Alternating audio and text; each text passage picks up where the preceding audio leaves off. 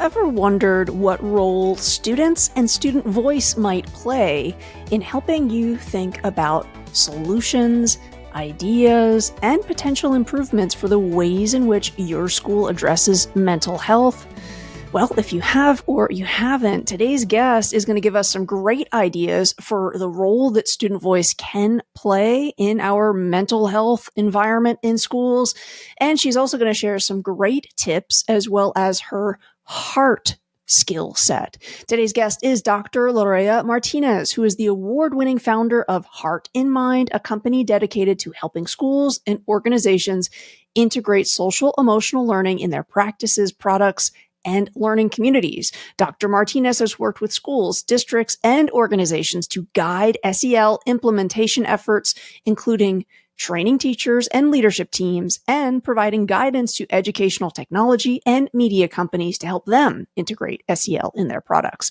We're going to talk about her book, her research, and again, the variety of strategies that are available to us. Before we dig into today's conversation, we've got a quick word from the incredible sponsor of our series. Are you in the middle of your teaching career and wondering how to best manage your finances? Money Pickles financial advisors specialize in helping educators like us.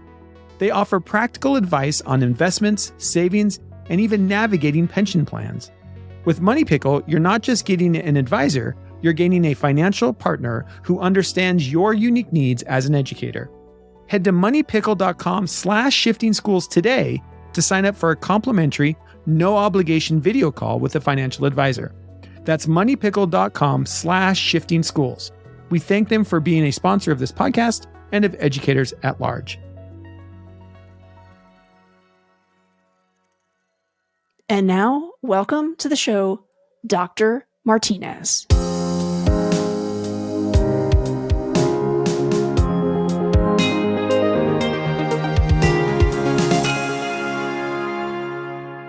Dr. Martinez, it's such an honor to be talking about your work, your research, your commitment to mental health as part of our special series.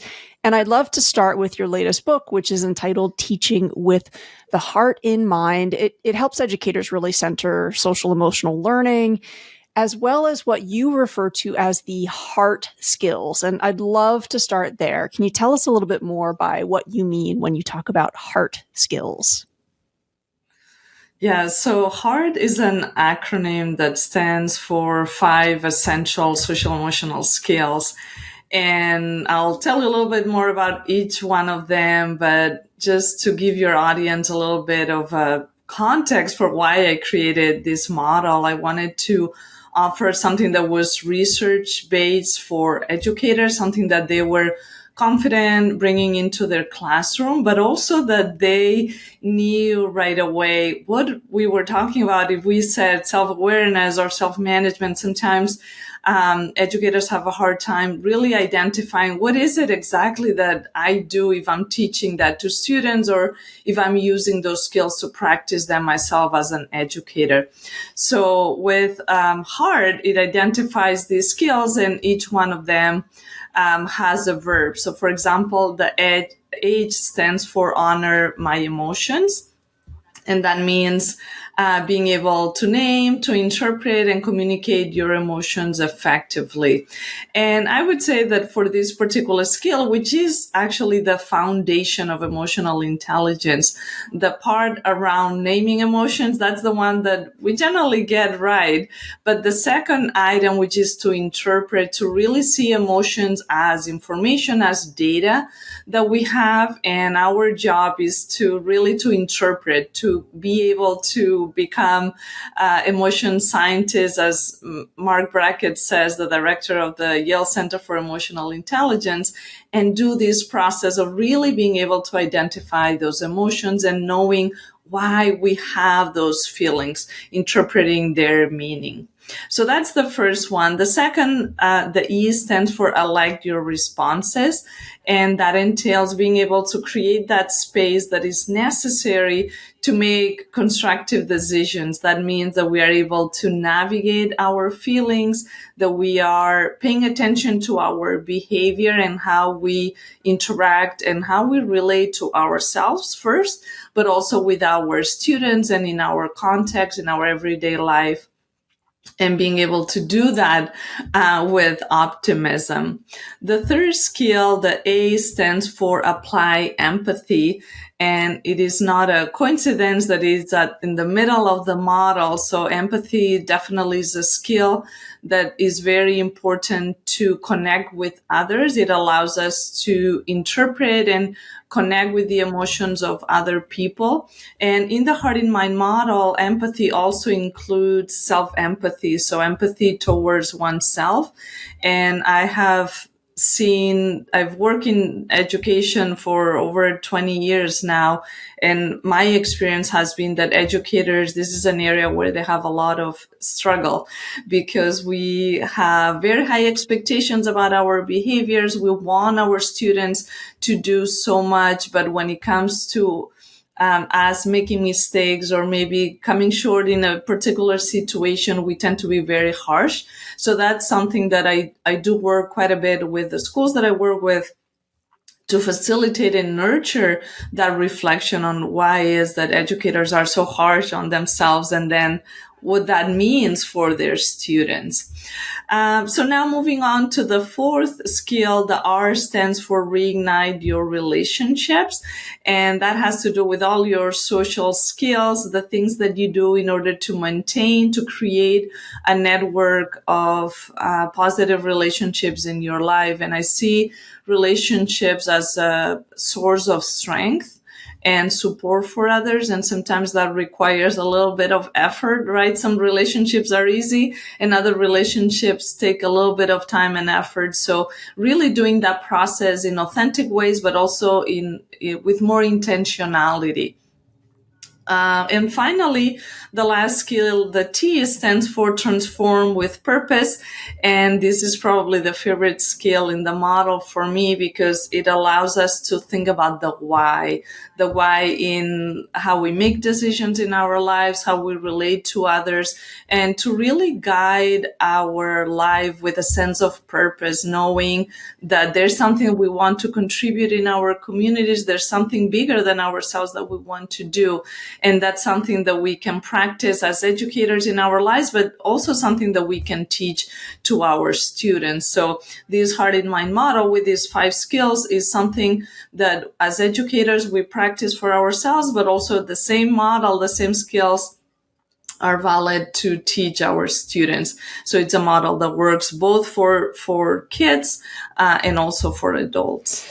There's 2 things that you said that I love, and I kind of just want to underline verbally. One, the model is for us as well as younger learners, and the significance of us digging in there, doing the work.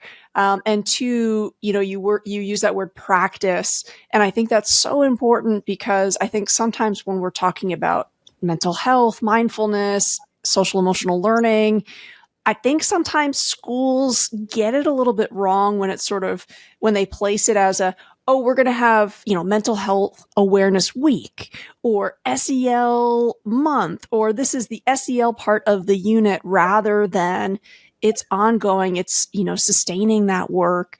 You pointed out that example of educators being so hard on themselves. We're notorious for that. And I'd love to illustrate that with an example from my own life.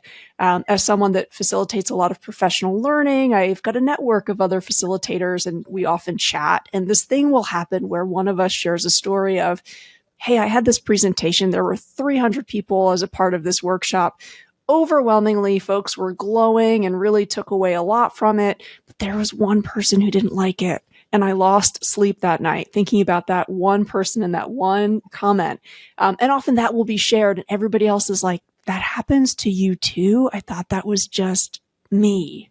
And I'm wondering if you can speak a little bit further to this idea that, okay, I love this heart model, this heart framework, but I can't just say, hey, we're going to look at this for this week, or this is going to be our month of heart skills. And then, hey, tick box, they're all done. I'm great at using this model. I'm a master at all of these skills. Could you say more about what it means to really sustain or practice or realize that this is going to be ongoing work, not sort of like a tick box kind of learning experience? Yes, absolutely. I think that the change is it's a change of paradigm, really, to see SEL as something that we teach versus or something that we do versus something that we are. Right? This is part of our to be list. It's not part of our to do list. And I think that when educators understand that, it makes a huge difference in even how they are teaching these skills to students, because they don't see them as this is, on my schedule, Monday morning, 9 to 9:30, that's when I'm teaching SEL. That might be a part of it, but it's really how we are creating that learning environment for students, how we are creating an environment for the adults to work so adults can go to a place where they feel supported and happy. And it's also how we relate to parents and the larger community. So I think that really seeing these skills as life skills, things that we need in order to be successful from one part, but also to cultivate and nurture our well-being. So if we see this is anything that we do in order to support ourselves and our well-being cannot be like a one-time thing or something that we do for a small period of time, but truly is an effort and a practice that we do on a regular basis. And the benefit to doing that is that it becomes easier. It becomes part of our repertoire of how we are in the world.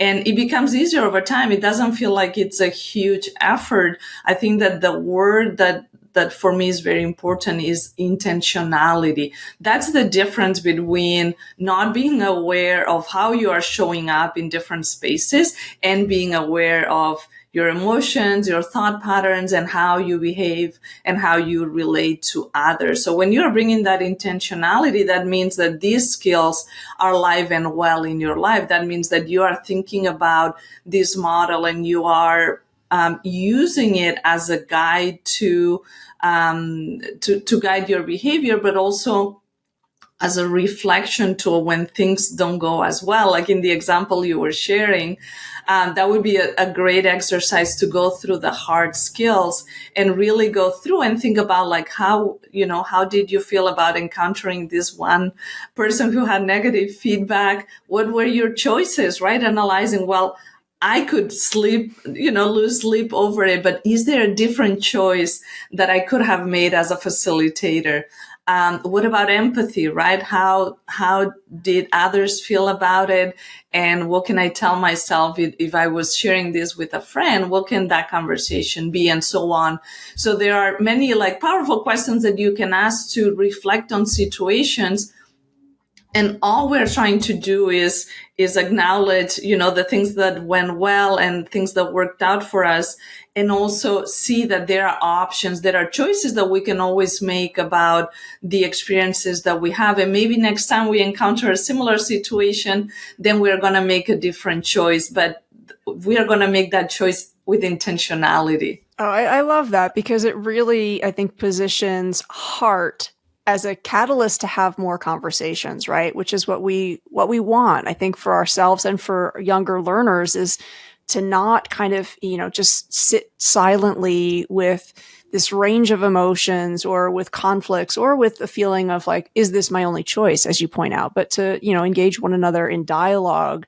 And I love that your work factors in parents and caretakers, because schools, I think, are really looking to engage that audience in a dialogue about mental health, about SEL, and sometimes there can be resistance, right? I think many of the parents and caretakers in our communities did not go through an educational experience that embraced social emotional learning. So I think there is some skepticism Listeners of this show can sign up for your parenting tips that are available from your website. We'll include the link in the show notes.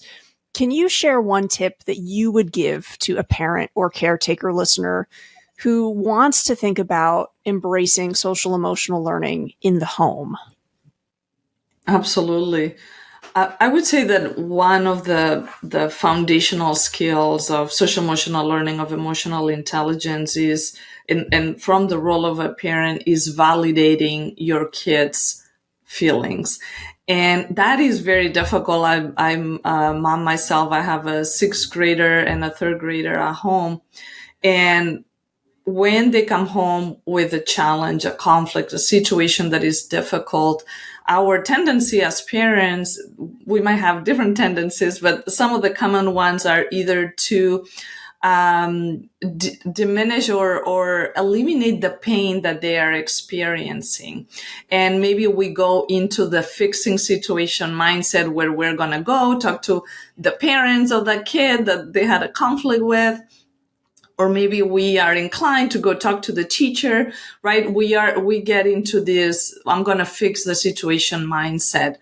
And that is not always the best response to a situation where a child is sharing with us a difficult situation. I think that when we validate the experience, what we are saying is, oh, I understand what you are feeling. And if our child doesn't have the vocabulary to identify, to name their emotions, that is a place, also a teaching moment where we can help them find the words that best describe what they are feeling. And that's a part of what schools try to do with emotional literacy, really teaching kids to increase their vocabulary when it comes to emotions.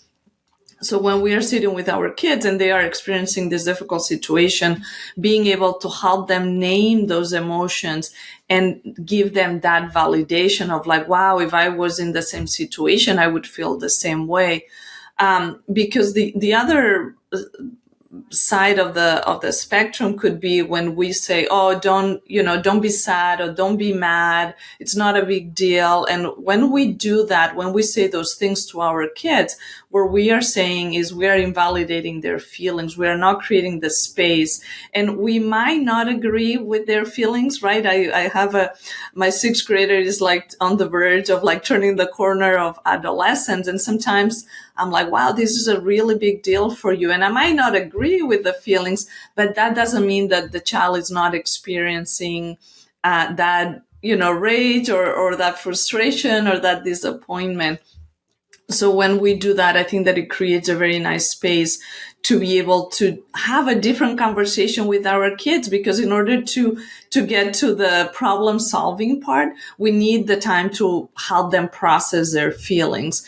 And we cannot do that unless we help them to name those emotions and also validate their experience. So the next time that something like that happens, could be a different situation, that they know that they can come to us to share those feelings. Because I have seen situations where parents don't validate their experience, and then kids don't want to share what they are experiencing with their parents because their parents don't create the space for that to happen. So I think that especially if the audience has adolescents, kids, I think creating that space for that validation is very important. I wonder if you have thoughts on how validating emotions can look differently. I'm thinking specifically of how it might sometimes not even necessarily be verbal. And I'm asking this because you have me thinking about the ways in which we model this behavior all the time. So even if it's not that, I'm validating the emotion of a student, they actually might see me engage with a peer. Or, the example that comes to mind is actually, a friend had kind of complimented me one time. It's snowy season where I'm at right now, and my dog is absolutely terrified of the snowplow, but the snowplow is going to do its job up and down the street in my driveway. And so, I will often just try to, like, when my dog is very upset, sit next to her, put a hand on her, and sometimes even that, I think it's sort of, I may be projecting here, but I think it's like my dog realizes, okay, I'm not alone with this scary snowplow. So, do you have thoughts in terms of what it might mean to validate emotions in different ways, that it doesn't always necessarily have to be a lengthy conversation, so to speak, but can it also be gestures? Can it also be nonverbal? Absolutely. I think our body language is so important. And even just taking that time to sit with your dog, or if you have a small child, and just your physical presence is important. The fact that you are giving your child a hug, and maybe you need no words, right?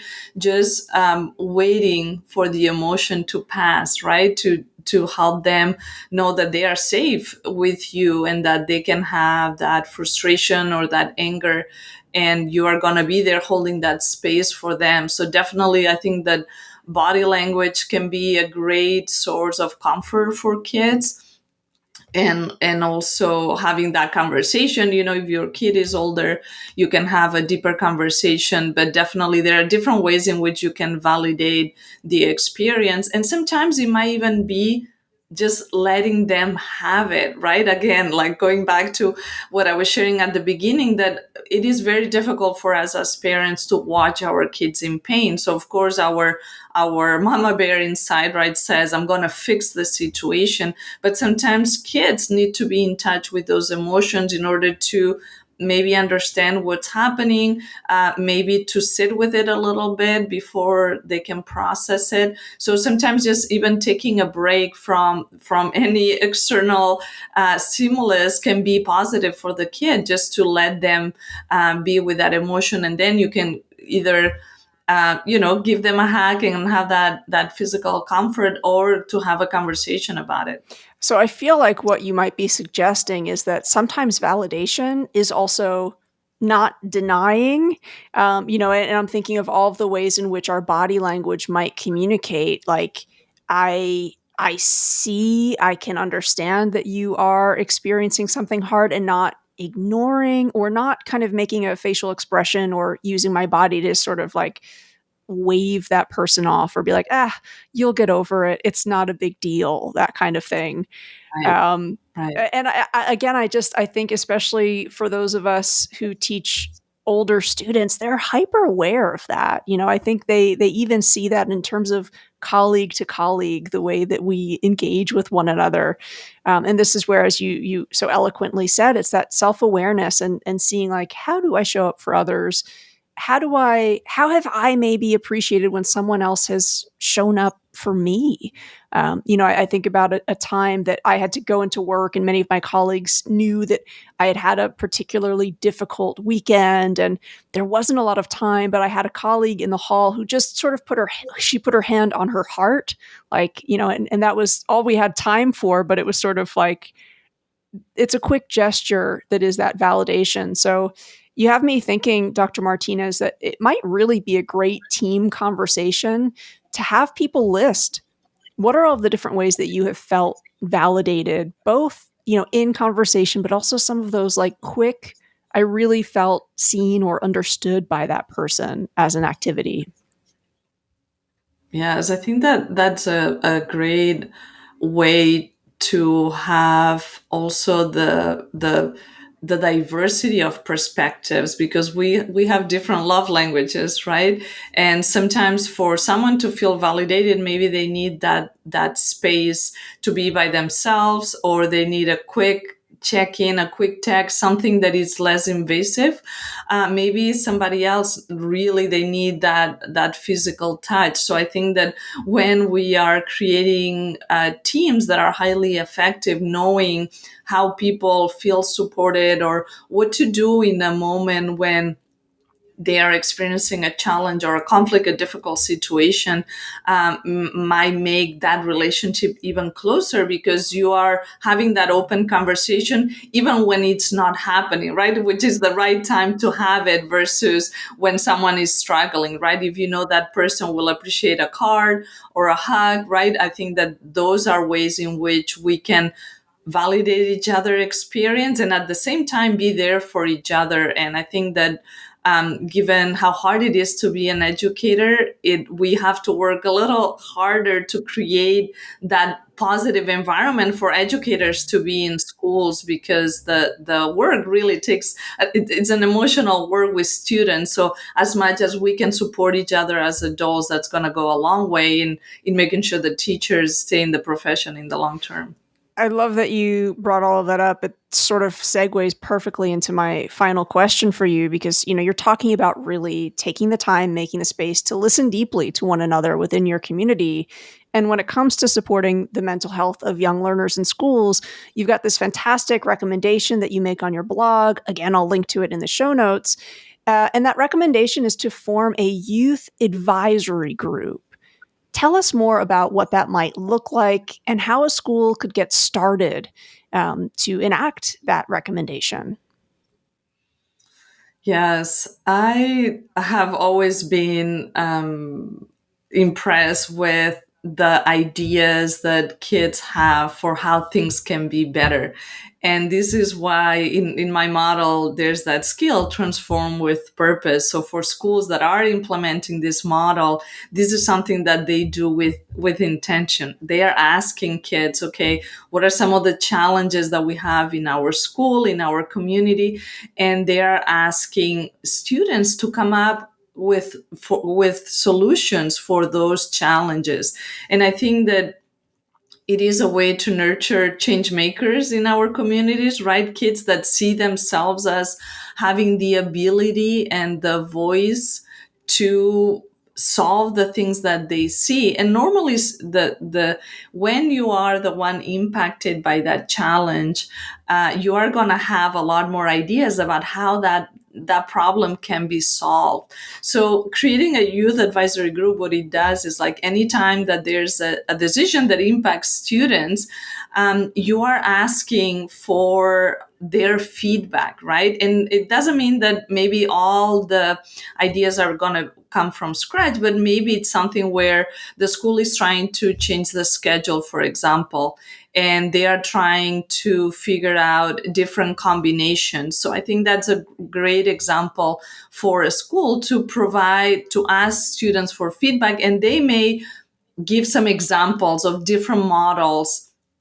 of schedules that they want to implement, and then ask for feedback and follow through with that, right? I think that once we ask students for feedback, we have to do something with it, right? And be transparent about what we do. And that's an example with the schedule, but they could be many other initiatives that you can have at the school where the input of the students can be the center, really, of how you are making decisions at the school, because the school is as much for students as it is for adults to do the work of teaching, right? I think that seeing students as a source of insight and wisdom really can really change how schools do things, because they are incorporating, again, with intentionality, the feedback that students have. And that can take, truly, from a practical perspective, different forms. It can be, a subset of students that volunteer to be part of that advisory group.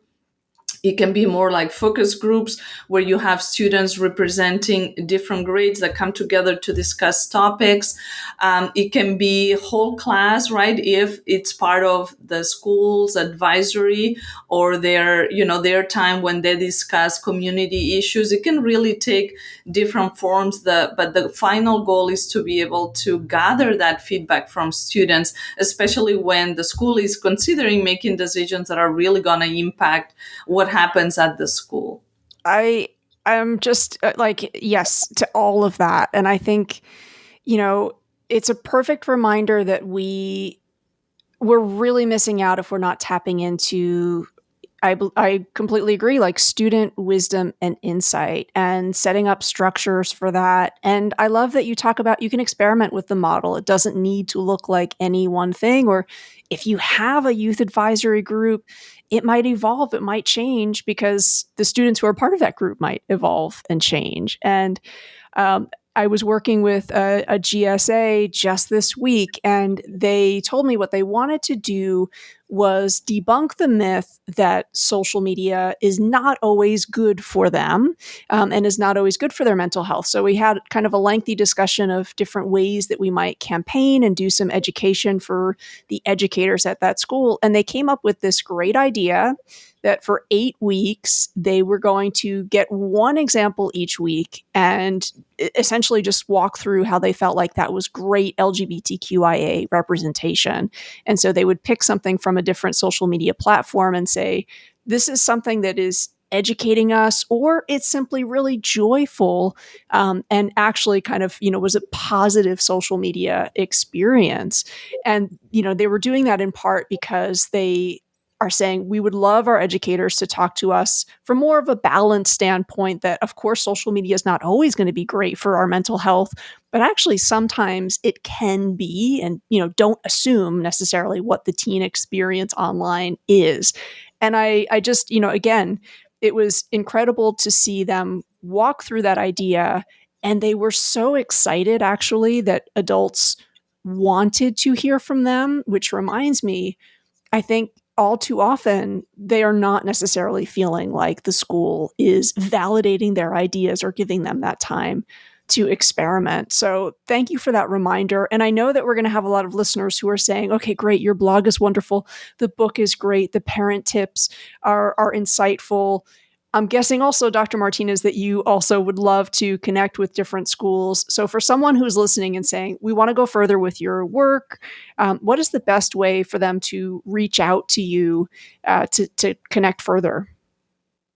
Yes, absolutely. Through my website, which is loreamartinez.com, there's a contact page and they can send me a message. Those messages go straight to my inbox. So I'm always happy to hear from people that are trying different things and that they want to support students. At the end of the day, I think we are trying to improve students' experience in school. And that means that we need to hear about their feedback. We need to use their insights. And some of these things are not rocket science in the sense that there's no like crazy ways in which we have to do this work. I think that some of it is really basic. And going back to how we started the conversation around the importance of listening to each other and making center, relationship center schools, which somehow like we got lost with all the student achievement that seemed to go to a second place. But I think that we have to bring that back and really create spaces where people want to be together. Yeah. And again, I think it's what is the point of school, right? Otherwise. So thank you so much for that. Lots of links over there in the show notes, folks, for you to learn more about collaborating with Dr. Martinez and her research. Thank you so much for spending time with us today. My pleasure. Thank you for having me.